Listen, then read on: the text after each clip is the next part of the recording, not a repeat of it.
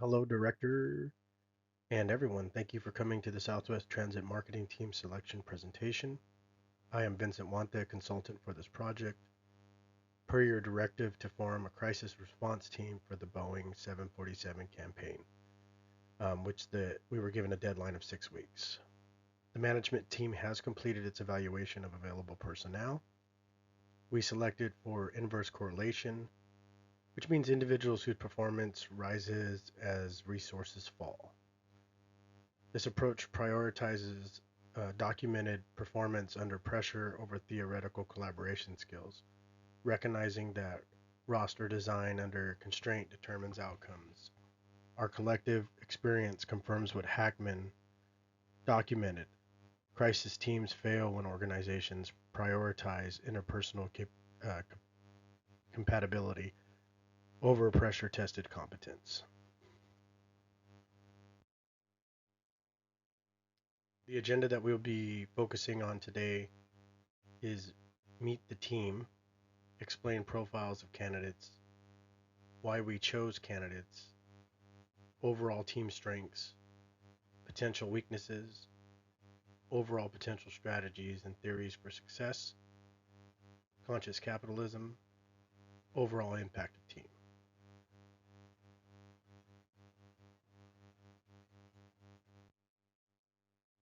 So, with that being said, since we followed Kozlowski and Egan to link outcomes to composition and role alignment, our selection applied this principle through three crisis specific tests: compressed timelines, sustained stress, and escalating stakes.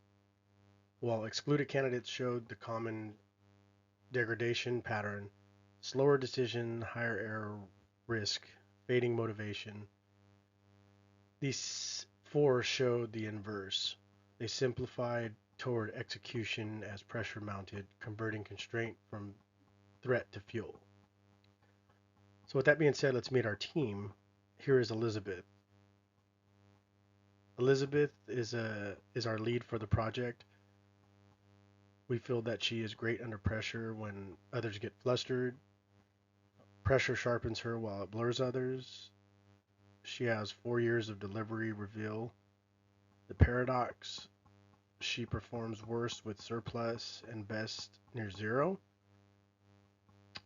When constrained, her decision architecture is simplified from consensus to call, from perfect to ship, and diplomatic to surgeon.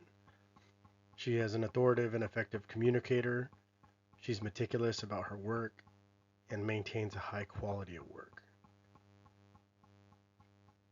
This is not stressing reactivity, it is a practice operational model for her.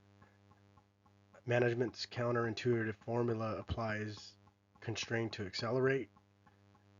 She has grant final call authority. She's been known to enforce 1 hour escalation for critical path blockers and cap scope to essentials.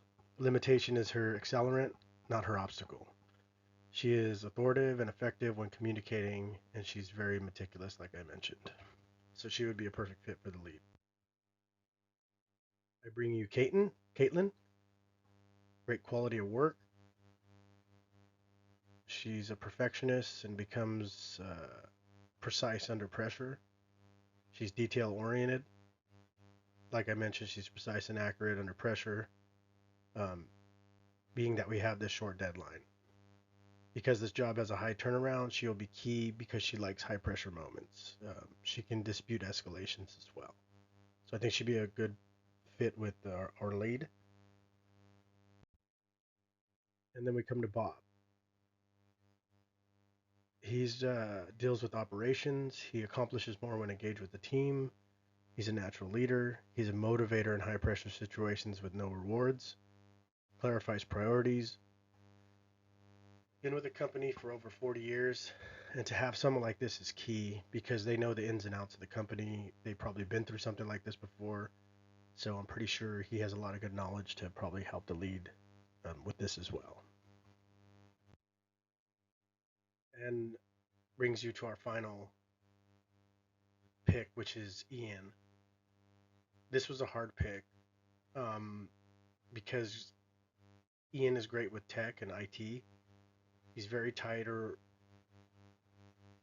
The tighter the clock, the greater the outcome we see that he has. He does not back down. He's very direct and doesn't sugarcoat in crunch times. Likes things to be quick and efficient. Um, I think he could be good, especially with our marketing and online presentations.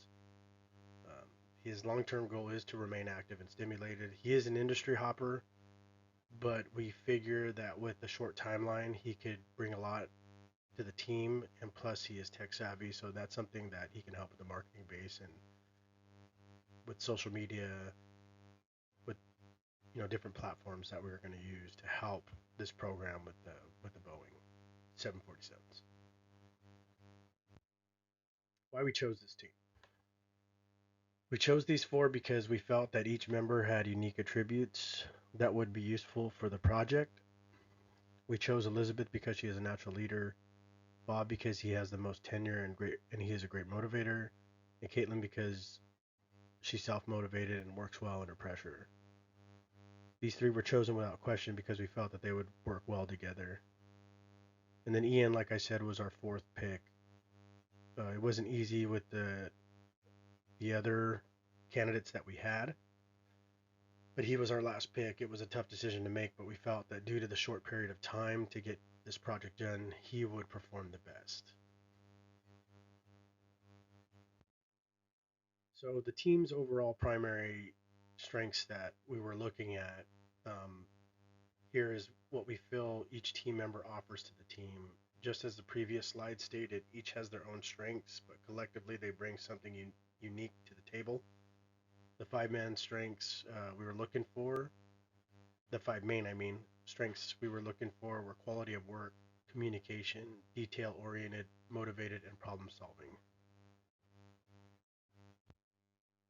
Weaknesses and conflicts. Some of the weaknesses that we noticed between the group is Elizabeth lacks new skill development, kind of scared to go into uncharted territory. She likes things to be laid out, but I think because she knows what she's going to come across in this project, I think she'll be fine. Caitlin can express attitude when the project doesn't suit her, but perfect example, I think they know what they're walking into. They know they got a 6 week crunch time. And a person like Bob would be he's really eager. He takes on too much at times, trying to kind of like a people pleaser, but he is a great motivator. He's probably one of the best motivators that we got. Ian can overlook details. He rushes and sometimes is impatient. So his impatience because he wants to get things done tends to discourage him. But I think because of the crunch time and how he thrives in the short amount of time and wants to get the job done, he's going to pan out. Some of the conflicts that we have is high standards can cause stress. It is a short period of time, so there might be some stressful moments that the team might come across. Arguments may arise, especially between Ian and Caitlin. Then there might be alienation amongst the team and decreased motivation. But we feel that the pros of this team outweigh the weaknesses and conflicts. This is why we think this team is going to succeed. The team's overall potential. Management feels this is the best team to perform the best job for the company. This team brings a positive attitude due to their experiences under high pressure and fast turnaround. This team will thrive through the challenging task. Management feels that this team will be strong in marketing the overall product of the Boeing 747 program. Management believes that Elizabeth brings leadership and trust. Caitlin is up for the challenge. Bob is a motivator with job knowledge, and Ian brings tech knowledge and works great in a time crunch. This team can get the job done for the deadline of 6 weeks. With this brings us to theories for success. Due to Southwest Transit's high pressure 6 week deadline, with a fixed budget, pros at hiring, and significant overtime, we use the inverse correlation lens, select and motivate. The people's performance improves as resources shrink. Our team shows diverse pressure, activated drivers. For instance, Caitlin, she's achievement oriented. Elizabeth is purpose driven. trust, autonomy, and customer impact. Bob responds to recognition and visible progress, and Ian values autonomy and mastery.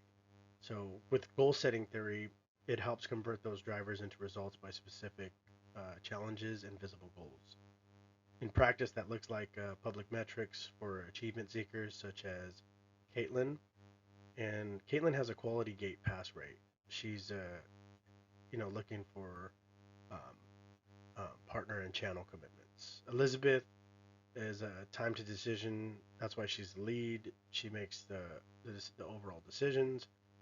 Bob is operations and build speed are captured through Bob's time to unblock and Ian's iteration count. This measures work for inverse correlation because they capture acceleration under pressure, not maintenance despite pressure.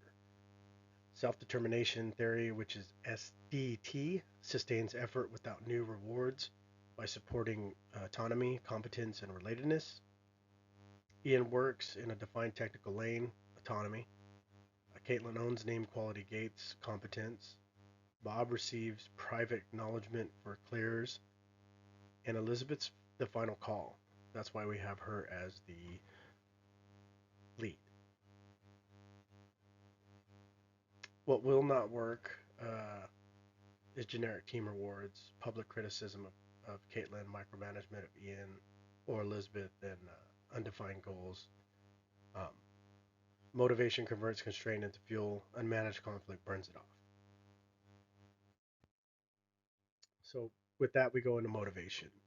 Leadership in a 6-week sprint must keep speed without losing stability. Calm structure present set the tone. Disorganization multiplies confusion. Ian thrives when delegating. Yeah, he basically thrives when delegating autonomy, supports peers for quick alignment, and decides when a call is needed. Bob's benefit from directing clearer instructions, prevent overcommitment. Susan responds to coaching, confidence, customer support. Elizabeth supports peers for quick alignment and decides when the call is needed. Transformational leadership connects effort to saving hundreds of jobs and stabilizing route, keeping energy high despite long hours. Conscious capitalism. So, with this, we're trying to tap into the overall capitalism of the conscious capitalism of Southwest Transit. So, our purpose for this team is making travel experiences using imagination and creativity for all families and customers. Our stakeholders harness relationships among internal and external stakeholders, vendors, and investors through efficiency, growth, and revenue. Leadership ensures that the company's mission, values, culture, and objectives while focusing on the needs of customers and employees. Culture, creating a fun, friendly experience and environment among employees and customers. Here's a little diagram that shows pretty much how this little wheel works and how everything flows together. It shows you the creative value with the various stakeholders, including customers, employees, communities. Conscious business recognize the interdependency of stakeholders and that they should all be created equal. Conscious leaders. It goes into the multiple things. It kind of explains how our conscious business aspect is going to be incorporated with this program.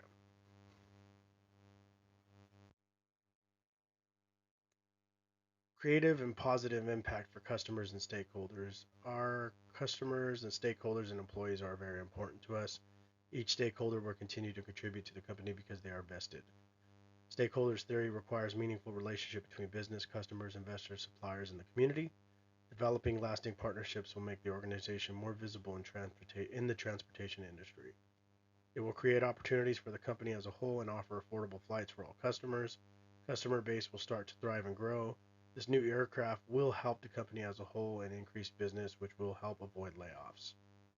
So the overall idea of this were to be that this program is going to run good with this team. And so we want you guys to feel the most comfortable with them. With that, this concludes our presentation for the day. Thank you for joining me. And if you have any questions, I'll kindly answer them now.